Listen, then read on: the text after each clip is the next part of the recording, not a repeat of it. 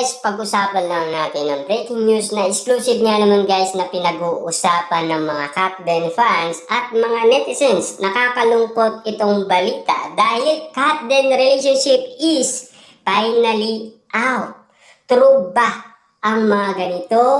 Haka-haka patungkol umano kay Catherine Bernardo at Alden Richard dahil walang ganap at walang ayuda na magkasama sina Catherine Bernardo at Alden Richard. Ngayon, may mga kumakalat na nakakalungkot na balita dahil ang sinasabi nga naman kasi nila, ang relationship ng Katden ay finally out na daw. Grabe nga naman guys, no, ang balitang ganito.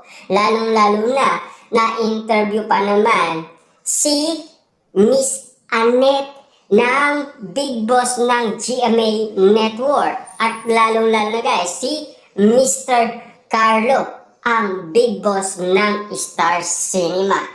Kaso nga lang, si Alden Richard ayaw niya munang gumawa ng serye at movie. Nakakalungkot man isipin, pero yun kasi ay galing kay Alden Richard noong siya ay na-interview. Mas gusto niya kasi guys na mag-focus muna sa All Out Sunday.